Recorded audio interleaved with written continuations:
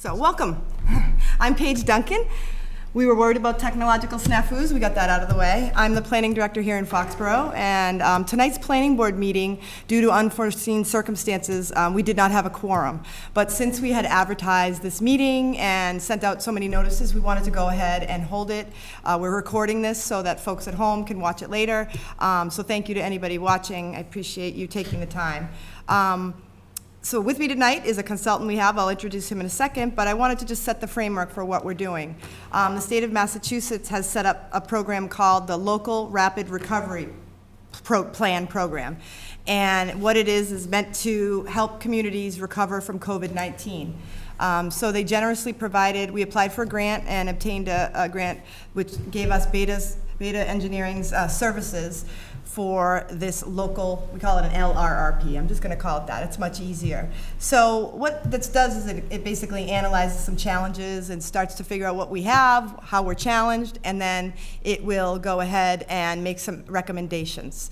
At this time, this plan doesn't include the funding for those recommendations, but we all believe that part of this program is that they would, we go through this process and then we're hoping the state will then put some funding for identified recommendations. So this is an important step to start identifying what's going to help us coming out of COVID. And as you know, before COVID, we were just starting to revitalize our uptown. So this is kind of good timing. We can use the resources available to us, but do the hard work we're doing.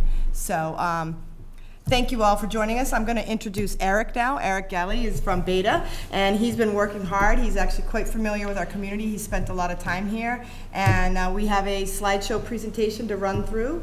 Obviously we have one attendee here tonight. Thank you. That's why I'm looking towards him, not at the camera as much. But we do want this to also be an interactive process. So when you watch this, if you would please email me at pduncan@foxboroughma.gov and give me your recommendations. Let me know what you think. That would be a great help because we really do want to hear from the community on this important process. So Eric, I'm going to hand it over to you and let you do our slideshow. Thank you, Paige. It's a beautiful night outside, so everyone's out doing other things, but I hope that people take some time to look at the presentation, and the goal would be to get this information out and start to talk about the Rapid Recovery Plan. And we've probably got a couple more meetings ahead of us, and so that's one of the things that at least more people will start to know about it. They'll be able to get out and get in touch with you and have some input on the findings and the recommendations that we're putting together. So just a quick kind of overview of what's happening. We've gone through a data collection process. Paige just talked to you about the recovery plan itself. I'm going to talk a little bit about the diagnostics based on the inventory work that we did and the data collection. And then we'll talk a little bit about some recommendations, seeking input, public input, and then we'll move on to sort of next steps over the couple months ahead of us. The goal is to wrap this up for August. And all the communities in the Commonwealth will be going through the same process that are in this program. So this is me. I'm a certified planner and landscape architect, and we do a lot of streetscape work, a lot of work in downtowns. And with me, although not with me this evening, we had GIS specialists as well as part of the inventory work. You might have seen them out with their vests on, and other researchers and planners involved, Timothy and Charlie. Part of this team for your community. Again, what Paige touched on, the Rapid Recovery Program. Essentially the highlight tonight is there's three phases. Phase one is the diagnostic and sort of the business surveys, and that's what I'm here to really talk about. Phase two, recommendations we'll touch on a little bit, and then phase three will be sort of the plans coming out of this process. And these are the different areas that we looked at in terms of the different categories. And this was really put together by DHCD, and you have to think about kind of the context was this was developed in the fall and winter when COVID was still pretty locking down a lot of communities. And so what we're thinking about is the recovery process. Now that things are opening up a little bit, this may seem a little distant, but I think there's a lot of lessons that are going to be learned out of this process, and I think it should be valuable going forward. So with the data collection done, we're moving towards getting additional input from businesses, coordination, and stakeholder input, and then moving into recommendations. And these 6 areas were the areas that we were looking at specifically, and we'll drill down in a little bit more as the process goes forward. So this is the phase that we just completed, and essentially ran April through May. And we're, like I said, we're beginning to overlap into the recommendations phase a little bit as we think about the design of some of the projects that might be coming out of it, and really working with key stakeholders. And tonight's the first night in that process of reaching out and making sure that we start to get some community input. All right, the study area. So this is the uptown area, which is sort of the limits of our project, and this is where the inventory was focused on, and it goes all the way out on Mechanic Street to the north. And you can see, I guess, Wall Street, kind of the southern limits of the southeast, reaching around on the backside to Rock Hill. So one of the things that was put together early on was this business survey, and the survey was put together by DHCD. They wanted to know kind of what the impacts of COVID were on the businesses, and specifically, each community is different, but were there losses of businesses? How did they fare? How did they survive, during the COVID time? And what sort of kept the economy going? So the surveys that went out in early March, I guess in April, DHCD put it together, and this is just to develop some background information on kind of the context that each community was dealing with. So within the study area, about 2/3 of it were ground floor office space, and the rest was ground floor retail. It gives you kind of just some graphic view of what that looks like. And so of the surveys that went out, 72 were sent. We had 18 responses. As a sample size, it's 25%. So, that's a pretty good response.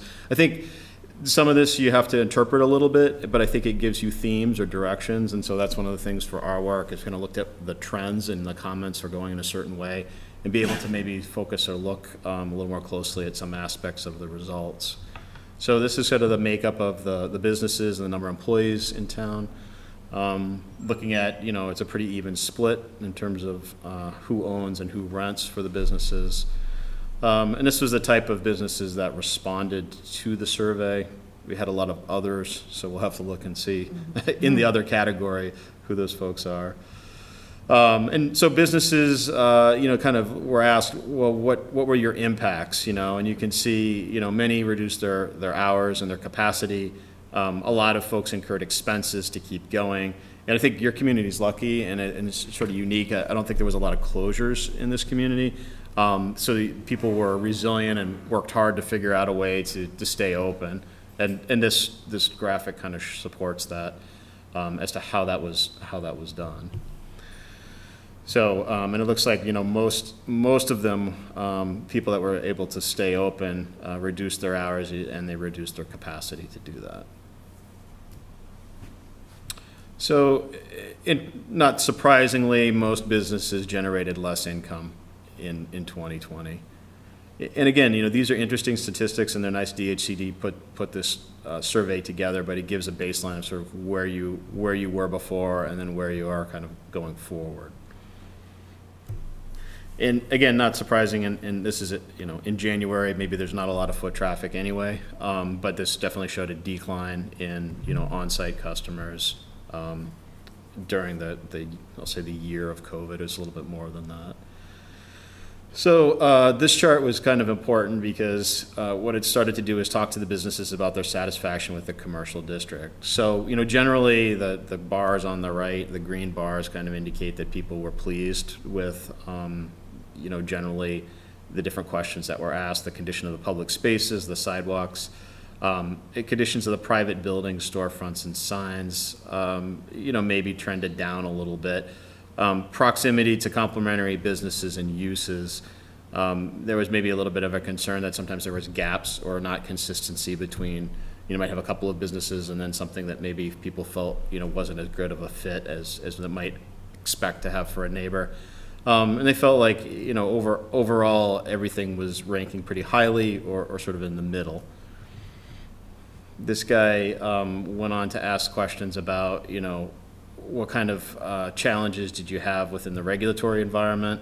The way they asked us to look at this math is sort of 56% of the businesses thought that the regulatory environment posed some obstacle, but then again, 44 said there weren't really any challenges. So it seems like almost 50-50. Folks seem to be interested in learning more and maybe expanding, flexibility in terms of dining and selling things outside. and maybe flexibility in parking. Those guys in the middle at 17% seem to be highlights to maybe focus on going forward.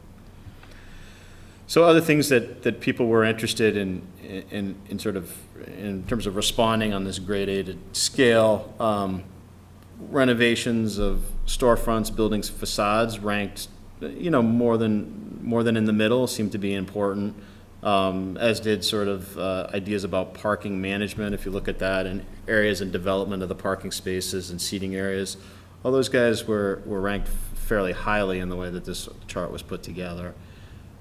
So improvement to the streetscapes and sidewalks sort of fell at the lower end of the range, but we'll talk about that a little bit more. Sometimes investment in the public realm can help incentivize private sector development and reinvestment. So that may be something that gets a little more focus on going forward. But in general, folks seemed pleased by the physical environment, the atmosphere, and the access. This one went on to look at possible strategies for customer retention and sort of how things might work going forward. Definitely interest in more cultural events, more activities to bring people to the district, and maybe more opportunities for outdoor dining and selling within the district itself. And I think like where these events happen are probably going to be an important part of some of the things that we talk about going forward. Everything in the common is very good for the downtown, or the uptown area, as I should say. But it's also important to maybe think about things that could happen around the edges of the common, closer to the businesses, and how those might be beneficial. Other strategies, ideas that we're going to look at more closely when we talk with the businesses going forward. Sort of equal interest in low-cost financing or storefronts, facade improvements. And so facade is something we noted earlier that maybe was a place for opportunity to do some improvements, do more looking at that. And definitely there seemed to be interest in sort of a shared marketing or advertising campaign for the uptown area. And there are some other interesting things here. You can see low-cost financing for purchasing property in the district. So it sounds like people are interested in coming and maybe investing, whether it's redevelopment or infill development opportunities. So these are some of the strategies kind of coming out of this, and we'll focus on this a little bit more as we talk with some of the stakeholders. But interest in expanding the cultural events, looking at a recruiting program to attract more businesses and maybe work on compatibility, and that's going to relate to some walkability things we'll talk about. But having more opportunities for outdoor dining and selling within the uptown area. Possibly reviewing potential changes to zoning, maybe making the zoning more flexible, allowing for more outdoor dining, outdoor selling, and certainly expanding some of the uptown marketing strategies, as a destination, as more businesses come in, as more housing comes in, really making uptown sort of known as a destination. So one of the things we wanted to look at in more detail, and this is the analysis that was done, we did this inventory work in the spring. How is the environment today? How does it meet the needs of the businesses? What are the challenges and opportunities in the public realm, which would be the streets, the sidewalks, the crosswalks? Come on in. What would be the opportunities within the private realm, which are the storefronts or the businesses that you see, houses in some cases, or apartment buildings, and then just overall access and visibility. When you're in the uptown area, are you seeing things that are interesting? Are there assets and attractions that you want to go and look at and spend more time in the uptown area? So this analysis was put together, and I apologize, the formatting on these guys are a little bit off, but this is the way that the inventory process worked. We were asked to look at these elements down the side, so we were asked to look at windows, outdoor displays, dining, signage, awnings, facades, and lighting. And then based on our inventory work, we scored your community. This is, again, criteria that was established by DHCD. With if it had greater than 75% of these features, it scored an A. In the middle was 50% was a B, and less than that was sort of a C. And then there were either these elements aren't visible or not applicable, and then that's a lower ranking on the far right-hand side. So once we use this criteria, after looking through and doing the inventory in the community, this gives you a sense of, you can see sort of how the features graded out. So for Foxborough, You can see the lighting kind of is in the middle. And I should highlight this. This is the private realm, so this is looking at the businesses, the storefronts, in some cases, the apartments, retail or office. The front, if you look at this image on the right-hand side here, it's sort of talking about what is this edge that creates the public realm, which is the sidewalks and streets.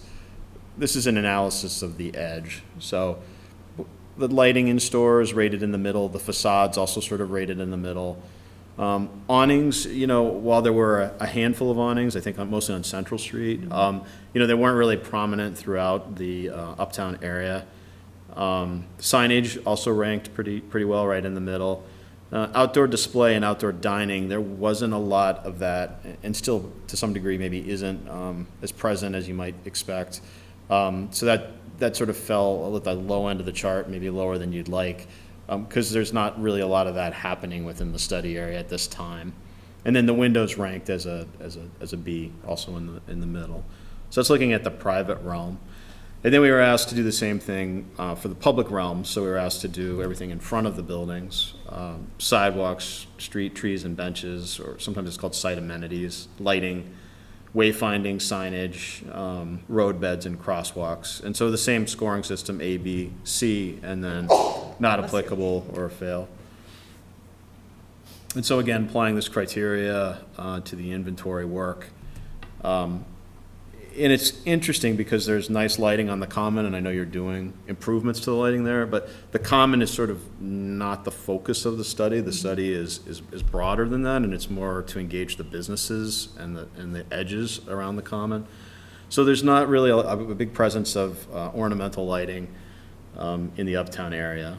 Wayfinding signage, at the time it was before you had your new signs out, so it landed in the middle. Maybe it's up a tick from that with some of the parking signs that are there.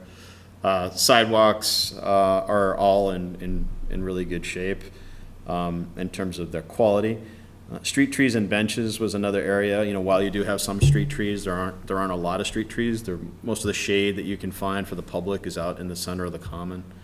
And road beds and crosswalks graded out well on this front as well. So again, sort of, good scores or items that you really maybe decide you might want to work on, more going forward. So I thought I'd talk a little bit about a framework for recommendations. So we're going to talk a little bit about public realm, maybe private realm, access and visibility, and then attracting visitors and kind of retaining them here. And the idea is that a lot of the physical improvements, the infrastructure improvements, might lead to other private sector improvements or private sector investment. Sometimes the physical public infrastructure kind of leads the way to incentivizing private sector investment or reinvestment.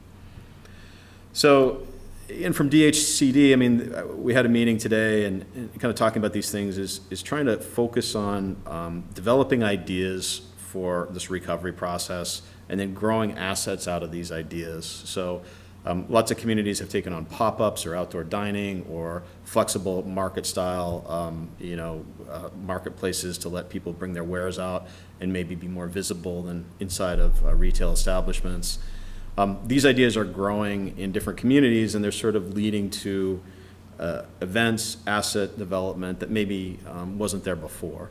So, and kind of linked to this is establishing a sense of place. I think there's already a very strong sense of place here, but just reinforcing that sense of place and sense of community. And then maybe changing habits. I know you're undergoing some pilot projects right now, and so those are changing maybe the way people have been driving, around the common in the past. And maybe those are all beneficial. Maybe some of those ideas work, some of those don't, but this is an opportunity to kind of test some of those out.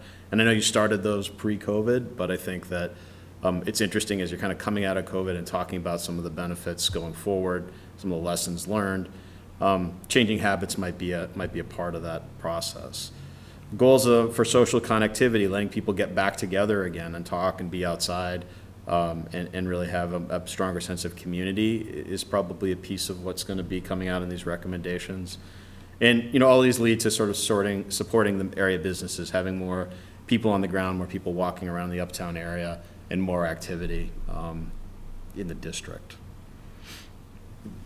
This poll was taken today, and it was something that we were given We had a session at 1 o'clock, so this is hot off the press. Just some interesting statistics. This was from 128 inward, so not quite here, but it was interesting to see those inner Beltway communities, what they were thinking about as far as, maybe they were willing to give a little bit of space that was occupied by cars. They were willing to give that over to pedestrians and bicyclists. So you can just see the way they ranked and supported these different activities. Definitely interested in more space for outdoor dining, strong interest in wider sidewalks and sort of better walkability.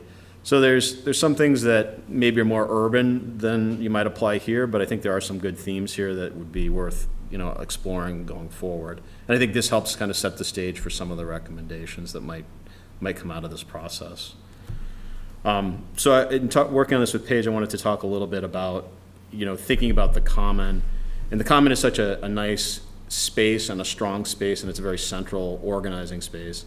But it's almost, if you think of a hub with these radiating spokes, while the center of the hub is important, it's sort of the ring that all the spokes attach to is really critically important in terms of kind of the health and the walkability of the community. And so the study focuses primarily on these outer edges. And so what I think from a business perspective it's worth talking about is walking within the uptown area. And is that easy to do? Is it easy to be connected between the different spaces and the different activities and the different businesses? So if you think about the common being the organizing center, but the ring around the common being this really important edge that then links back all these spokes, that's sort of the origins of some of these ideas that we'll talk about. And you already know it's a balance. It's a challenge with the number of vehicles that come through the uptown area. Is it a rotary that serves vehicles, or is it a central space that's for the community and for the businesses? And you're already working on these things. This is all was happening sort of pre-recovery plan, but working on reducing the conflict points, making the crossings safer. Ideas like neck downs, which basically shortens the distance. You're already beginning to look at this. And so, some of the things you might decide is this is an area by Memorial Hall. I mean, this is a very tight corner. The speeds are fast through here. It's tricky to cross. This might be a great thing that creates a little more space and a little more greenery. And also there's a safety enhancement as well. Other goals is you shorten these crossings, and you've already done this, to the northern sign on School Street as it comes around the corner there. I think last time I saw this had cones around it, so it's been built, and maybe some greenery to add some more definition there. But definitely this area of refuge that makes it safer for pedestrians to cross and move either through the common to other destinations around the edges of the common. And you're definitely working on issues of clarity and visibility. You've got your parking's been better identified with directional arrows, and so people are understanding there's other places to park, not just always right on the street in front of the business. And if you get a little more flexible on parking in some areas, you might have more opportunities for outdoor commerce in front of the businesses. This is an example of a restaurant.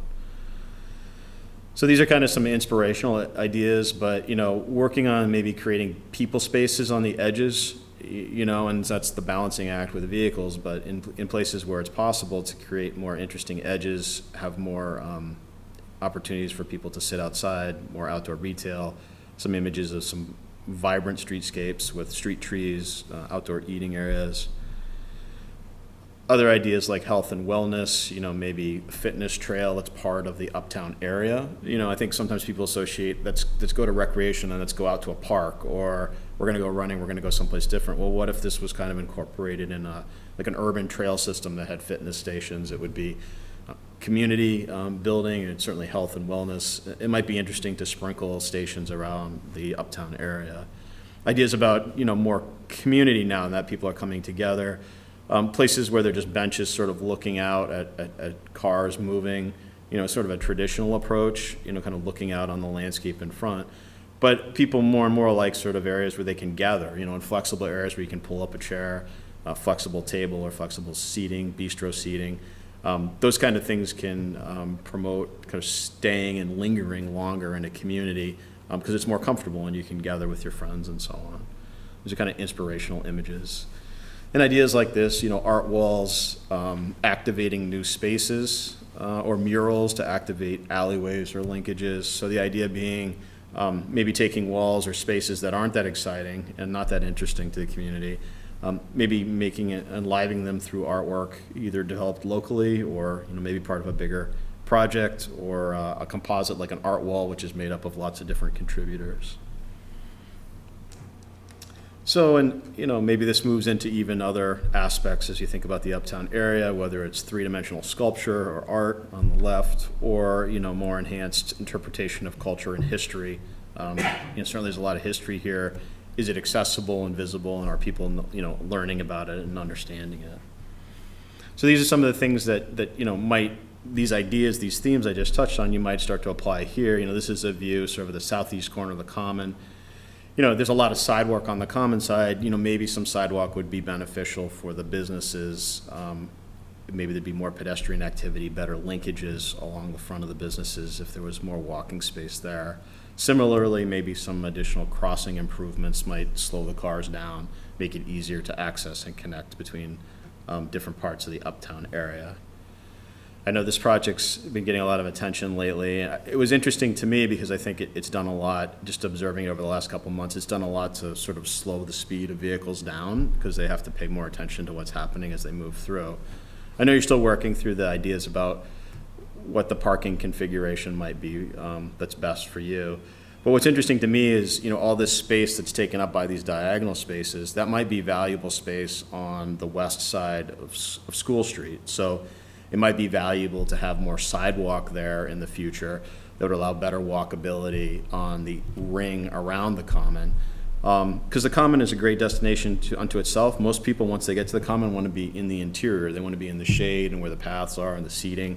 And that's really where the activity is. So if you could imagine sort of taking some of this real estate that's on the left-hand side of this image and moving it over, it might be beneficial from a walkability perspective from the uptown.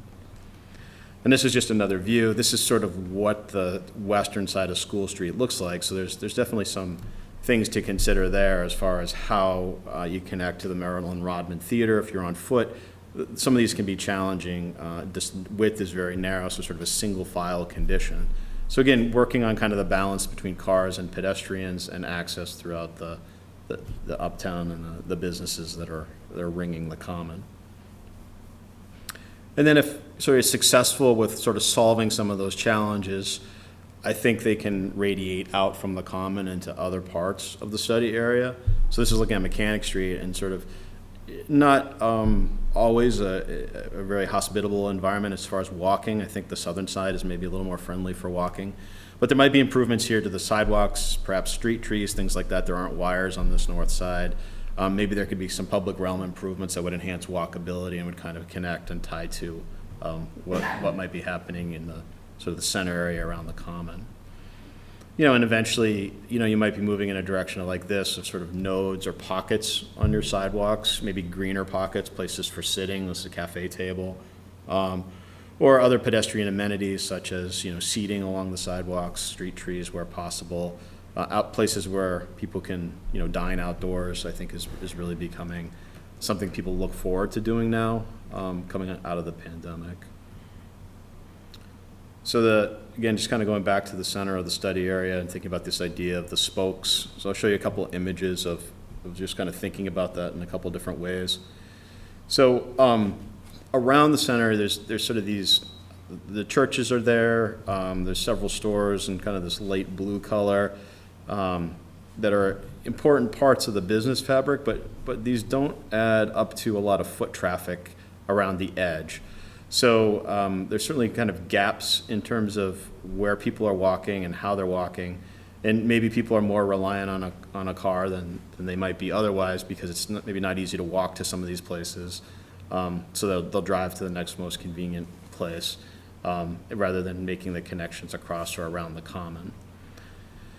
So, and these are maybe some of the destinations where people might be walking to. I know the Shoveltown project's going to be getting off the ground, so there's sort of activation at that northwest corner. There's the library and other activity on Bird Street and Mechanic Street off to the east, and then Central coming in, a future project on the end of Wall Street. So there's sort of this constellation of attractions and destinations. And, that's important that we think about that as sort of how do we knit this all together. You're thinking about the common is important, but we need almost that ring of connectivity around the common. And so, maybe that means working on some of the things that you're looking at now, the connections, the safer crossing on South Street, possible safer connections on School Street, walkability on School Street. If those ideas work and are able to be, deployed, then maybe you apply that to Mechanic, Bird, as you work your way around sort of counterclockwise around the common. Maybe those ideas about safety and crossings are applied into those other areas, making the whole area a little more walkable. And I think eventually, as you talk about enhancing the connections, there's probably going to be more destinations that people think of walking to, And we've been talking a little bit about what opportunities are there for better parking and more evident parking. The central lot is a good lot. It's kind of a hidden resource, and maybe there's some organization that could be done there. And maybe it could be more than just a parking lot, like the alleys that people were going to walk in and out of. Maybe those could be art walls or murals and ideas that could enhance as you go from the parking lot kind of out to the businesses that surround it. So ideas that work in these couple areas that are highlighted in orange maybe then can be applied to other areas, within the project area. And I think that the goal really is getting people to stop and feel comfortable getting out of their cars, understanding that there's not a parking problem, there's plenty of parking, and it's safe and convenient to park and walk just a short distance to go to some of these businesses. And so this was just, I know you wanted me to kind of add, and this is something we need to spend more time on, and I think this is probably like a stakeholder meeting that we would want to do, is talking with the businesses that surround the lot and think about, can the lot be organized in a way that provides a little bit of green space? Can the alleys be more accommodating for people on foot? Sometimes it's hard if you're walking out an alley and a car's coming in. Maybe there's some definition there through sidewalks, probably some lighting. Things like that might really enhance and make people feel more comfortable about parking in the back and then walking into the uptown area. And then this is just kind of a concept sketch, but maybe some greening of that space. Maybe there could be some seating or picnic areas out there so that you're able to include some dining. Some of the sidewalks are pretty narrow right now, but there might be an opportunity to do some reorganization of the central lot and provide outdoor dining opportunities. So, all these add up to kind of strategies to attract and retain customers, whether they're visitors to town or whether they're locals. Walkability, visibility, clearly attractions, things to see and do, which you're doing a lot of anyway, a lot of programming. And working on kind of clarity, clarity to the vehicular circulation pattern, clarity on parking, where you can park, and then working on reducing like vehicle speeds, the conflict points between people trying to cross and cars moving through and around the common. So this is what we're doing in the next, say, 2 months going forward, sort of summarizing the rest of these findings and these initial thoughts. We called it the recommendations framework. Our goal is to sit down and talk with some more of the businesses in more detail. And then we have the ability through this program to bring in subject matter experts. So if we wanted to bring in an expert to maybe consult with economic development matters, or if we wanted to bring in a consultant to help on another front, maybe some marketing, we could certainly do that. I think we should get the business feedback and then decide what they're called SMEs, subject matter experts, offered through DHCD could possibly help and add some input to the process. From this, we'll coalesce the recommendations. We'll work through these ideas with the staff. And the goal is to move, pretty rapidly into a final presentation in July and August. Throughout the state, DHCD is looking for all the communities to complete their planning process in August so that the plans are filed and available. So with that, we've got a lot of folks that came in. It was a nice night, so I'm glad you were willing to come in for a little while, and we can certainly have some roundtable conversations and questions, and then folks can contact and email you as a follow-up. So great, thanks, Eric. Thank you. Yeah. So we have here tonight a few of the stakeholders. I think it might be helpful, just for Eric's sake, if you don't mind, to just say, so we have Bob, you already met Bob. He's from the Marilyn Rodman Center. We have Cindy, she's from Cindy's Jeweler. Fantastic. Husband, right? Yes. Hello. And Tina, she's from Rally Point. Oh, great, okay. Yep. Thank you for coming. And you're from where? Kenny Olson. Ken Olson, okay, yeah. So my parents have the old hat shop. Yes, okay, so they have a property on Bird Street. Okay. So we Oh, have great. stakeholders here, so Fantastic. this is great. So Cindy, what were your first thoughts on the, I'm jumping right into the fun part that I care about, obviously.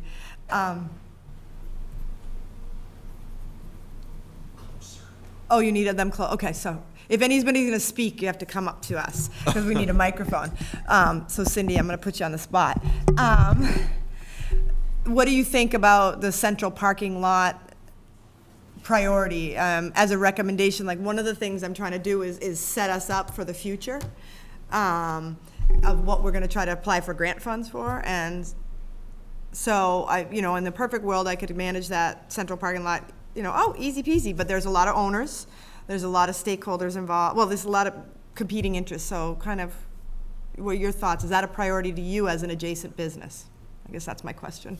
I think cleaning it up is Cleaning up, yeah. definitely a priority. It's confusing and conflicting because the spaces, I mean, if you just look at the overlay, it's not a square space. Right. It's very chopped up. And then, right now there's more cars parking in the parking lot than there are spaces.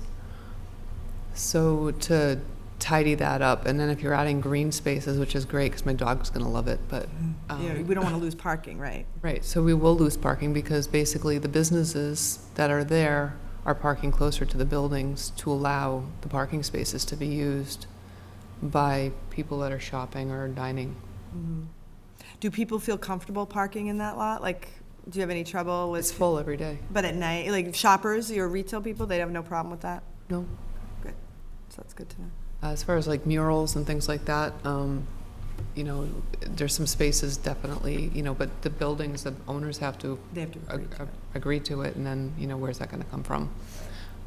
We talked about Congdon's, for instance, where they just painted it all black, which would be really cool if they made a retro, like, garage look to it, and then you get the building that FCA is on, and you get that big blank wall. That would be really cool. I emailed them about a mural already, so they're considering it. Yeah. And do you have somebody to do that? No, but I do think, art Art department at the I was high thinking school. this Foxborough is all about art and kids, so I thought, what a neat thing. But then when Eric was speaking, I started thinking about, wouldn't it be cool to find a way to do almost like the interactive thing you mentioned, like if it was almost like, do you ever read the Richard Scarry books where you have to find the gold bug, or you can almost have it where it's a beautiful piece of art, but there's actually some Elements in it. elements where you could have like a scavenger hunt in it, or I don't know, just making it more than just a straightforward piece of art. But I could never do that. I was just thinking more interactive, where Yeah. you don't just look at it. The kids could have activities. It could be part of something.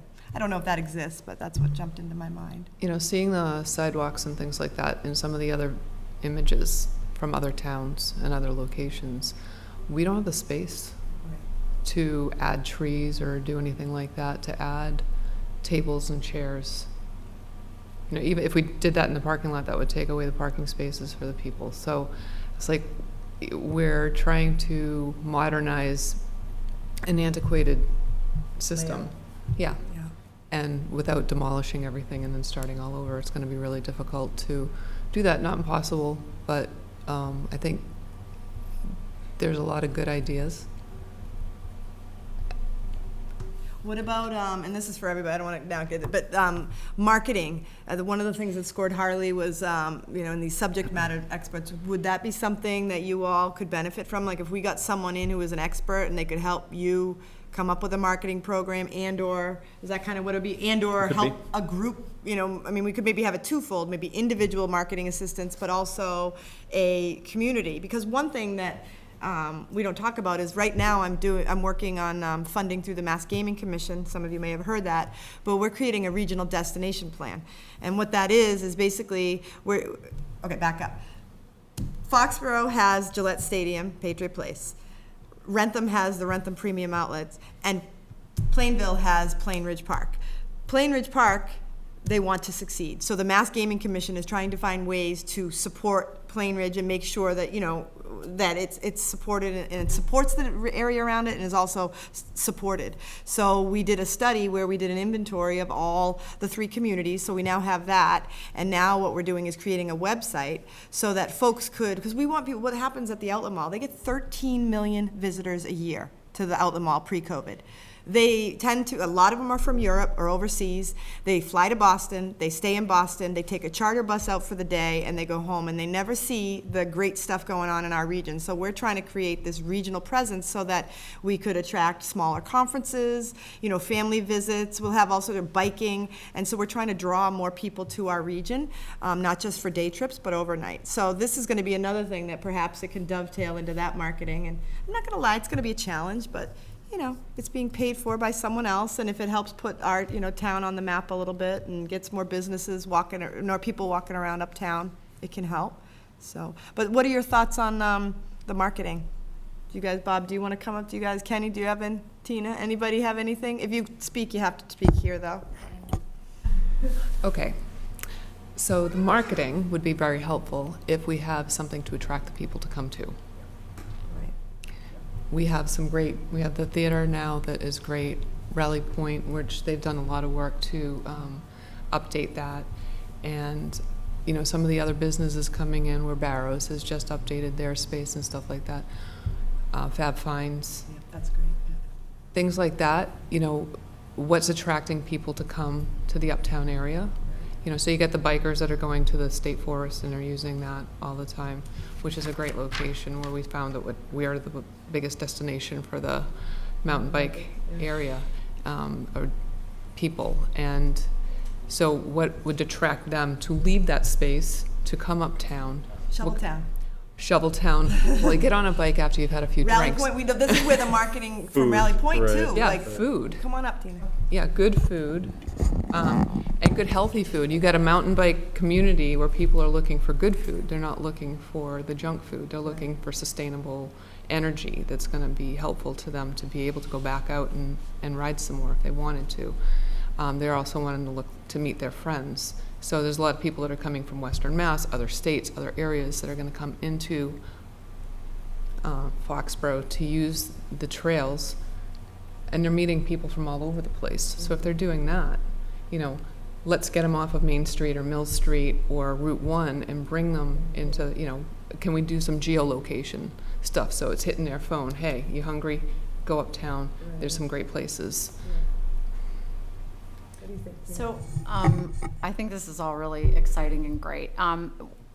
Paige knows we've been trying to put together, and we're almost done, a plan to sort of use our parking lot during certain hours for activities, because we do happen to have one close enough that you can walk from the common or to the common or from a lot of the areas around. Do you want to clarify that you're at Rally Point? I'm at 9 Mechanic Street in Rally Point. And part of initially what we were wanting to do was kind of larger bands or concerts or music, and tie that in with our new food program and our chef and everything, and expand our whole parking lot on certain dates and nights to serve food, and you could watch a show and eat outside.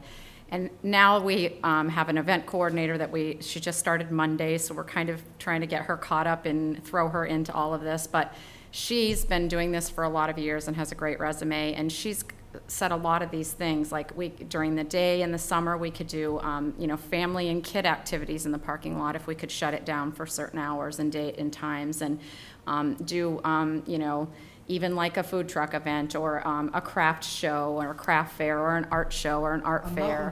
Exactly. So hearing this is great, because we've said we will do that with our event coordinator, but we'll pair that with the chef, and we'll try to do food and activity, and kind of use the advantage of us having the space and the parking to kind of like in addition to the common being able to do it, but also let us use our space. So we're putting it together. The town has been great and very helpful and patient with us, because we're trying to get all of the our ducks in line before we really present the full program. But I think knowing where the parking, to be totally honest, and this is awful to say this, I didn't even realize that the Central Street parking was really a public sort of parking. So that, I had heard it and I should have paid better attention, but I think it's great that, we're thinking of ways to get people to park there because, obviously parking is an issue. And what we don't want to do is, take away our parking spots to try to take other public parking spots. But in addition, we're hoping to bring in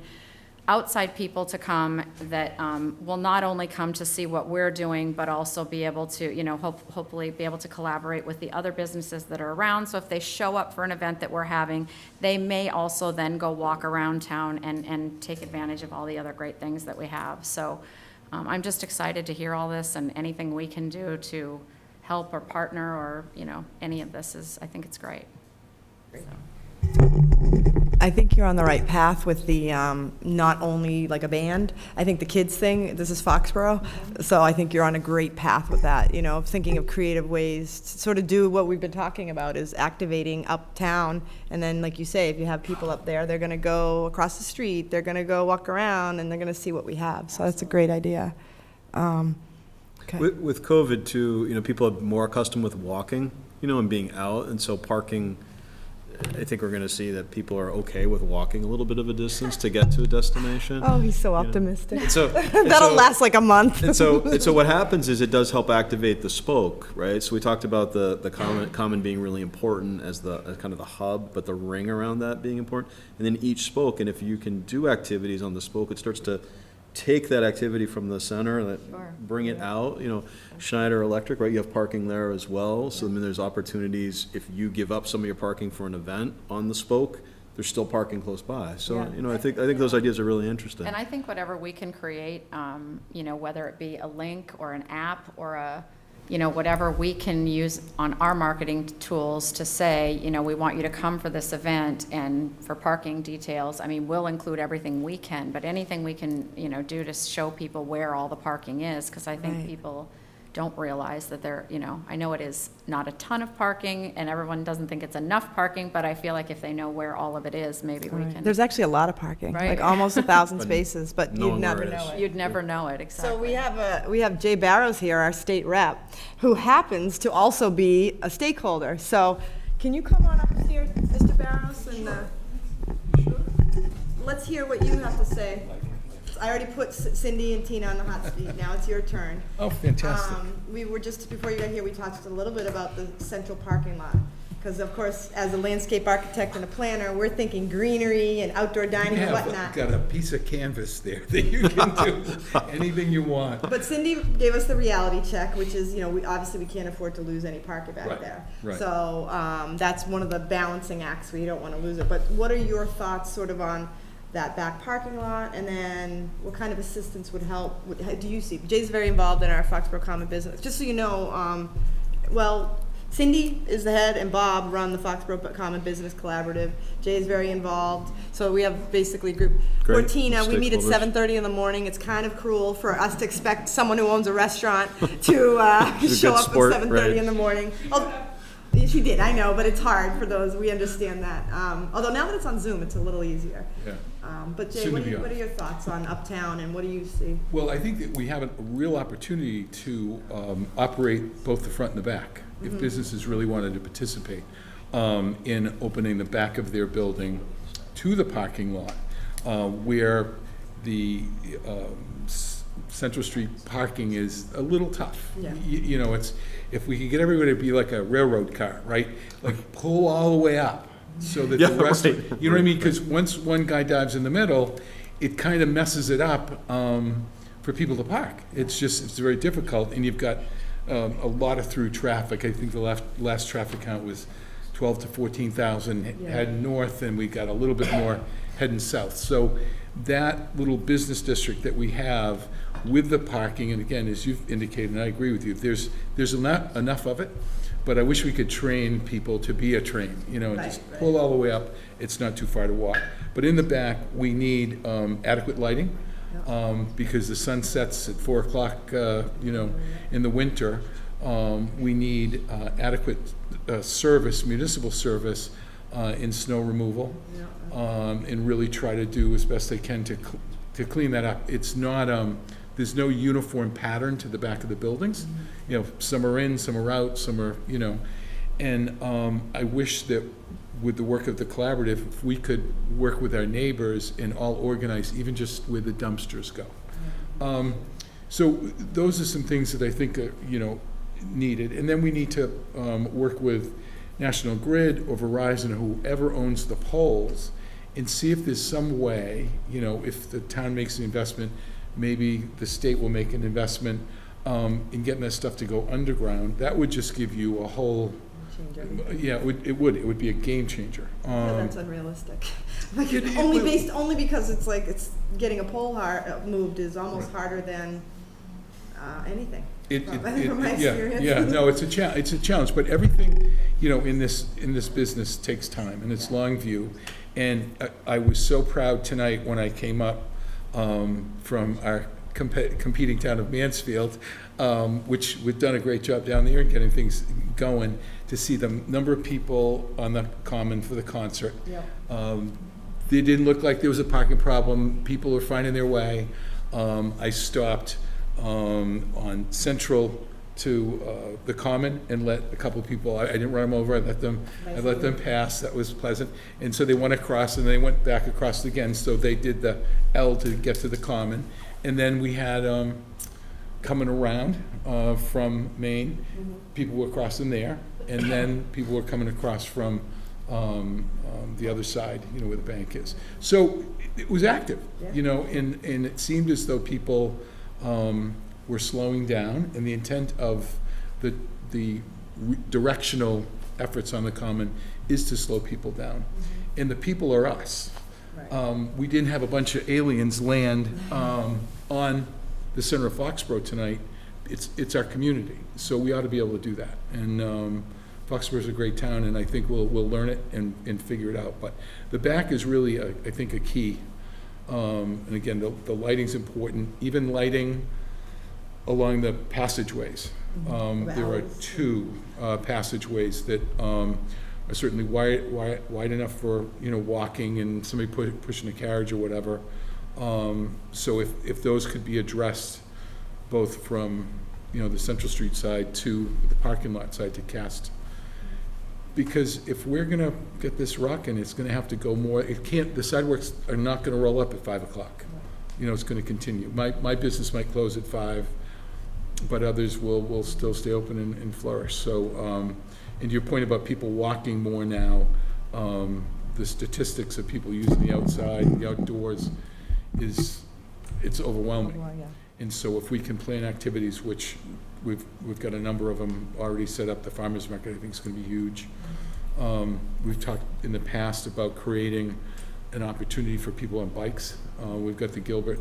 Yeah, we talked about that a little bit. So that Yeah, was covered. we gotta Good. get that, yeah. You know, again, to bring them to the center. Yeah.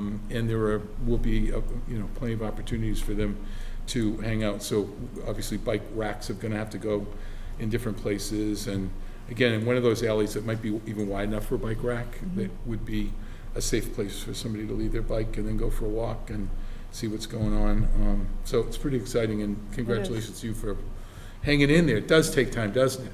Yeah, what, our wayfinding signs took, 3 years? We did it. We did it, right. So what about, Kenny, how about, we don't hear from you guys much. Come on up. Sorry to put you on the hot seat, but you're a real estate, The good sport. you're a real estate owner, A real estate broker. and a broker. Yeah, You so own my it, so- folks own 11-15 Bird Street, Yep. which is in the center. What's in there now? So there's commercial on the first floor and residential up top. Okay. Do you have anybody in the first floor? Yeah, Is that- yeah, Okay. it's occupied. Okay. No So vacancies. there's no vacancies. No. So awareness was a really good point about where is the auxiliary parking. And I think if local business owners, instead of having their employees parking as close to employment as they can, and I get inclement weather, but the focus should really be, if you're working in that location, park in spaces that are further away, maybe inconvenient for the employee, but for the customers, it's invaluable. Right. So that, that one subtle change could make availability in certain spots that isn't available. So True, that's it. true. What about, as a broker, because everybody says, oh, I wish Foxborough would open a bakery or an ice cream store. What would it take to get to those? I mean, what is it, why aren't they coming here? I know you don't know this answer, it's a rhetorical, but like, what is it that's gonna get the market to demand that? Do you think, have any sense? So we had the cheese for a little while, Yeah. and it was received pretty well for a short while.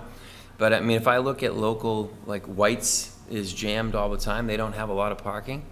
So I think it's really, if you bring something of value, people will show up. Yeah. So it's really up to So it's the really about us individual. attracting, we have to find a way to Yeah. bring them to town. So when I saw all of the 18 or 20 restaurants and liquor licenses open at Patriot Place, I've always gone to Luciano's for 30 years. Yeah. And I was thinking, wow, he's going to be impacted. He wasn't impacted at all because he brought something of value. And Yeah. same thing with what he just did at the Tahana. Yeah. And so I think when you have a sole proprietor, it's incumbent upon them as well. Yeah. So, but listen, we had the donut kettle in town forever. Yeah. And I think we have probably 5 or 6 Dunkin' Donuts in Foxborough. It's just not in our center. And for a while we were impeded because we just haven't had the infrastructure. True, we didn't have sewer for a long time, so that was That's a the big. biggest challenge. Yeah, that's true, but now we do. Yeah, So, in so- most, almost everywhere, I don't know if it's everywhere. So I had owned, I sold it 10 years ago, the old Foxborough Post Office. Okay, yeah, Todson, and- is that where they are now? And we had a limited, yes, Todson, we had a limited water use. We could use 125 gallons a day. Wow, So it precluded a restaurant, right, and there's 20-plus parking spots right there. It would have been perfect. Like a Starbucks in that location, around the Rotary, with all that parking. So now that the infrastructure's here, I think we're gonna start to see. do you know if Todson, were they able to tie in? Were they part of the sewering of Uptown, or do they? I don't know Yeah, that, I don't know I'm not exactly. sure. Okay. I forget. So that's my 2 cents. Great. I love our Bob. town. I think our town, personally, I think I'm a real estate broker in Foxborough. I think we are the gem of Norfolk County, and I believe that if any town in this area is undervalued, it's our town. Great, you yeah. know, Because geographically, get to Boston, get to Providence, get to Worcester, get to Cape Cod, get to the mountains. So there's a reason there's an NFL franchise parked here. Yeah, And it's a winner. The one area that's been blighted, and it's the first thing that people see, it's our center. And if we can figure that out, that will be the first impression. right. That people come here that don't know the town. And 1,800 acres of state forest. It's in our backyard. Yeah. We have very limited multifamily stock, very limited condo stock. It's a lot of just single-family residences. The corridor where all the commercial takes place is segregated. Game day doesn't impact people in this town, which it impacts Sharon and Walpole more than it impacts us. So, we have an unbelievable town. Now we just have to figure the center out. Right. So And I'm again, happy the to be center is suffered from we changed the whole way we did our economy. The United States, we went to malls, we went to sprawl, we went to suburbs. So in the 50s, people did all their commerce uptown. That was your shopping center, shall we say. Now it's all, and the irony is, I always say this, is if you go to the Rentham Outlet Mall, how far are you walking to those stores? A distance. Imagine coming uptown and, and you look and you go, oh, well, I can't get a spot up front. I'm not going to Cindy's today. I guess I'll go another day. It's like, if you applied your mall rationale to uptown, you'd walk, you'd park at Town Hall, you'd park at the Schneider lot, you'd park, because it's probably closer than the stores at the outlet mall, so it's ironic, it's all perception. Well, I appreciate your input. Thank you for what you're doing. Thanks, we're trying. Mark, thank you. Bob, hot seat, come on up. Poor guy, first guy here, last guy, but we saved the best for the last. So Bob is, what's your title over there? Director of Operations and Finance. For the Marilyn Rodman Performing Arts Center. So what are your thoughts Well, hearing all this? I think a lot of our patrons and customers, their biggest perception is lack of parking. I don't know how often I hear from the customers, where do I park? where do I park? You know, we have no parking spots whatsoever at the theater. So, and there actually is plenty of parking, and we've had events where we've had 3 sold-out shows Back to in a back, weekend, back-to-back, with 400 people coming in, you know, and over that with performers and all, and people find parking. So it's there. I think one of the issues that we have up on that section, school and Rock Hill intersection, is lighting, and especially in the wintertime. Okay. That intersection is dark. It's where a lot of our patrons cross to come to the theater, is the Rock School Street intersection. So that's probably one of the areas that I think, you know, lighting is a big issue uptown in certain areas. Eric, you kind of got that in the rating. The lighting was, in the spoke areas was kind of minimal. Right, in the spokes, right. The Yeah. common, people think about that, but Yeah. the edges, I think edges, you're right, yeah. And I think that'll improve when Shoveltown goes in across the Yeah, street. that'll light up that corner a little That bit more and corner, activate the and- corner. Yeah. But that'll bring another whole host of challenges, good challenges, because we're Absolutely. going to have a lot more people Yeah. uptown. And just so people know, in the pipeline, there are 115 condos or apartments approved uptown right now. There's 19 associated with the fire station funeral home site. Joe Lynch has 46 at the 2 buildings there, and then the site in between Bank of America and the other building. And then Wall Street is 50 units right next to the post office. So those, you know, and all planning principles say that if you have people living uptown, it's going to, whoever said, we can't roll up the sidewalks at 5 p.m. Jay said that. So it's like, as we bring more people uptown, we should start to hopefully see more people, you know, wanting to walk around at night and wanting to do things. But to Cindy's point, right now it is hard. If you were going to come spend 2 hours in uptown Foxborough, besides drinking, you know, or getting your hair done or something, I mean, it's hard. You can't really browse through the town, or, you know, maybe that's where our cultural amenities come into play. We're going to have our restaurants. You know, we'll have a couple great restaurants. We already do, but we're, you know, keep adding to that. Like Jay said, you keep adding, and it just draws more people. I What think else on the- where you just said about the sidewalks don't roll up at 5, well, also, you know, a lot of the businesses do close at 5, but there are some of us uptown that, you know, Union Straw and Raleigh Point and us that don't. Right. We're open at 11, 12 o'clock sometimes with concerts and all, so. Yeah. So some of those amenities and all need to be there, you know, and make it easier for the patrons coming out. Yeah, So. yeah, great. And what about, we talk a little bit, it's so tough where your location is pedestrian-wise, because you'd really want to have just a crosswalk going from the common diagonally across Yep. right to your front door. Would be great. And unfortunately, under traffic engineering standards, it can't be Won't done. happen. It's Yeah. the least safe location. It has to be done in safe locations, unfortunately. Darn shame. But is there anything from your storefront, or, you know, I know one thing Eric has talked about as we're looking at that School Street side of the Common, where all the fun cones and barrels and parallel parking are right now, as we're looking at that width, there's quite a bit of width there. And, you know, we've been focusing on the design speed, but Eric had a really good point that like 3 to 5 years from now, or even maybe less, you know, as we have Shoveltown and as we have the theater, you might have, you know, groups of 10 people walking down that sidewalk. And where are they walking on that narrow little stretch? So then his point was, you know, maybe we find a way to widen it over there. Now, obviously, that's a huge, I mean, I don't even want to talk about it. I said that, I'm like, after what I've heard about the common construction, I don't even want to be the one to bring it up. But, you know, a couple years from now, we might be saying, geez, there's just no safe way to get, you know, over from there, you know, all the way over. If they want to walk over to Rally Point, well, I guess they could go down, but then they'd have to, it's just a tough way. So how are you, do you see any things that would help you, or you got a wider patio now? in front Yeah, of you, we don't now you? have a wider area up front, and that's nice for us because it now becomes a drop-off point. Okay, yeah. So people are coming up Rock Hill and swinging right to that new Okay, yeah. wider sidewalk area. Would you ever activate that for like outdoor dining or anything, or? That is something we are thinking about, about, and something we might like to bring up with the town eventually. But yeah, that is something, some tables that we could put out there. The issue would be, is it considered an extension of, especially because we have a beer and wine license, and could people sit out there and have, you know, have Right, a beer and beer and wine? wine, right, yeah. It'd have to be it'd have to It be might be almost an fenced approved too, outdoor dining yeah. and do something like that, but I don't know.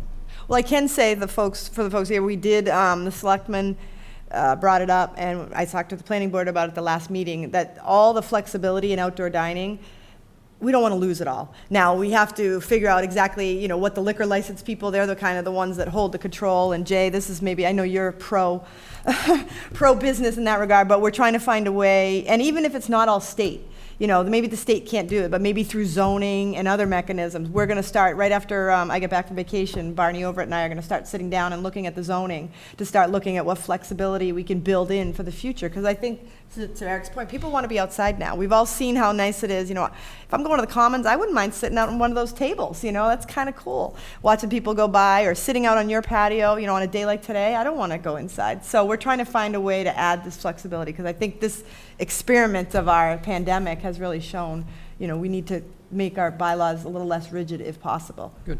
Yeah, so. All right. Well, thank you Thank for you. your Can I input. ask you a question? Come on up. Do people, Sorry, you, I don't want Paul mad at me. with the new direction, right, on Rock Hill? Rock Hill, do you find people when they're doing drop-offs for their kids and those sorts of things, and that's going to pick up this summer, are they going down Granite to come back around, or are they stopping in front of the old fire station? Because it's no man's land. Combination of both. Okay. I've seen people swing around and stop right in front of the fire station or pull up where the police always park to watch the Yep, common. yep. And try dropping off there. But most are going down either Granite or cutting through by Judy's Flowers and going back to Market and coming up Rock Hill. Okay. That's what I see. Because we got to think, if we can keep them off the circle, common, yeah. you know what I mean, then that would work. So, but it's all about training and asking, I think. And then with the sidewalk there in front of you now, we have, in front of us, we have to act legislatively. It's down to hours in terms of extending the zoning and that sort of stuff that the governor did during the emergency or the executive order. Is it work, how's it going? Well, I don't know. It's somewhere in the background, and I think it's going to be up on It'll be an emergency, I Tuesday. think it'll happen, right, though? Yeah, I think some things will happen, but, they're hung up on drinks to go and some Oh, of the the other liquor- yeah, the liquor little stores, nuances yeah. that are in that. So. We really need it, Foxborough really needs it, because, all these businesses, Well, there's been investment made in a couple of places where they Exactly. put patios in to create an outdoor venue. So I think the town support it, and then whatever comes back, we'll have to probably go through a zoning issue, but I'm hoping that they'll extend it for a period so that you have time to do the zoning and the necessary permitting. get us through this year, and Yeah. then we could go to town meeting next year or something like that. Right, So that's our goal, so. Good. Great. Okay. Super. So where are we, Erica? How we, did we kind of It's cover been- everything? it's Does been anybody have anything? Great input. Would you like to speak at all? Do you want to be on the hot seat? I don't want to leave you out. Would you like to speak? Sorry, do you want to be on the hot seat? Okay. But we really appreciate you coming out. Do we have any other takeaways or anything we need to? I So think- what's next? Well, what's next? Yeah, well, we'd like to kind of expand this discussion. I think we talked about some stakeholder meetings. I think if we need, we're hearing from the businesses, special areas of interest, whether it's for marketing, or some of the themes that we touched on tonight, to really drill down on that, because we want to get, the plan recommendations aren't just physical improvements like sidewalks and places to eat, but it can also be business investment opportunities, facade improvements in the private realm, marketing strategies, and so on. So I think we want to have a more, like an extension of this dialogue over the next month. I know it's tricky in the summer, but we need to deliver the plan in August. Right. All the communities that are in the program are in the same boat. Yeah, So we have we'll- no choice. We'll have to figure out how to do that, yeah, whether it's through Zoom meeting, it's hard to come out, but sometimes the Zoom meetings are a good way to get people together and continue this dialogue without having to commit, a nice evening. Yeah, we got excited to meet in person, so we Yeah, did it. yeah, we The did. planning board was holding We the did first it. meeting, but then they had unforeseen circumstances, and we're like, we're going ahead with this no matter what, so. Well, Here we- next Thursday, there's an art gallery over at the Orpheum, and they are serving beverages. So if you'd like to We should come- get that. Next Thursday night at the Orpheum, there's an art gallery. Yeah, every Thursday night. Oh, every Thursday through night, Summer, from Okay. 5:30 to 8:30. 5:30 to 8:30. Beverages are served? Beverages are Okay. served, yeah. Great, so come on up, go to the farmer's market, concert on the common, art gallery, swing by Rally Point, run down Bird Street, you cover everybody. Go buy some insurance on your way. Great, well, We thank should you, do that. everyone. Yeah, we should join one of those and Yeah. build this off of, on one of those evenings. Yeah. I think the themes. that we- Thursday's a bad day, though, I'm A realizing, lot we going learned that on. lesson the hard way, but, Yeah, I mean, I wanted to piggyback on a planning board meeting because adding another meeting is just so difficult. But then a few people wrote me and I'm like, this was not a good night. So I apologize for that. But we kind of figured we'd record it and we could send it out to stakeholders. And, you know, tonight is not the last night to give feedback. So if anybody's watching this, just send me an email, let me know your thoughts. Not so much about the parallel parking, I get it. But other than that, You know, I was thinking on the way up, it was 2004, I think, when we were ripped up for two summers, when we did the Common. Yep. With the federal, we got a federal grant for 1.25 million or something, and what the pain and suffering so many of the businesses went through, that was just horrific. And we came out on the backside of it, and I think when everybody woke up and the parking was changed on the different side of the Common, it was like at that point, and then every, 30 feet there was a sign, parking, you know, no. 1 hour parking. So it took us, 15 years to clean that up. Yeah. So things do take time, but the infrastructure's there, the sewer's there, the gas line was done, the phone, everything was. We're ready. Yeah, and we got great curbs, sidewalks are great, Right. they're not falling apart. We're really in good shape. Yeah. Infrastructure. Schneider Electric is investing in our lighting. That's going to be an amazing amenity uptown. Like, once we can have Christmas lights and holiday displays and whatnot, that changes, that makes it a little more year-round, You could have fire pits, and, well, maybe not, I don't know about fire codes, but, like, hot chocolate around that type of thing, it'd be really cool. Adirondack chairs, to your point, and so. That was a very generous donation of them to do that. That was huge. That's a game changer. I think that will change, because when you drive, I live in Franklin, and our Common is pretty well lit, but it's not nearly as vibrant. It's not in the, it's not uptown, downtown, whatever, but, you drive through Foxborough and you say, that's so weird that they don't, because Foxborough is so Foxborough, so, so now I think that will fit. It's going to be absolutely beautiful, and, excited for, now they can actually string up white lights, and in the winter, it just makes you happier. Right. I still have my Christmas lights up, some of them. Only the white ones, icicles in a certain area, to keep it happy. Lanterns in the Common are gonna look good. Yeah, they're going to be beautiful. Yeah. So that's a huge upgrade. But I really thought, like Eric's point to the benches, when you think of benches, they're so linear. You can't really converse. You just kind of sit and you stare at something else over there. And it's like, when I saw those Adirondack chairs, I was like, oh my gosh, maybe there are ways to have people actually gather, And also just, please remember the memorials that are on the Common. It's True. That's really important, sharing the history of the community and those, that served and gave their lives. So that's got to also That's the be- main, right, we don't want to lose that. Oh, exactly. And as long as we do that, it can be incorporated, and it can be a great history lesson. Yeah. Well, Memorial Hall too, and the steamer thing, I mean, there's steamer some shed, yeah. things, a young Boy Scout did an Eagle project where he did a talking trail.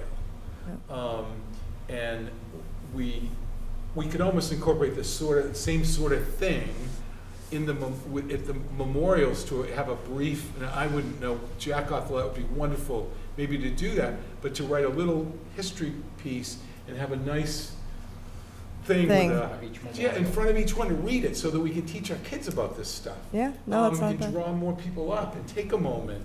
Nowadays, you just put a QR code on it and you can read it. Anything like that would be, it would be awesome. But I think whatever we do, we need We got to remember the history and the culture. And I know that it's hard as a planner for me to remember, that the Common isn't just a playground per se, that it is the historic. So that's a good reminder. Right. Thank you for that. Yeah.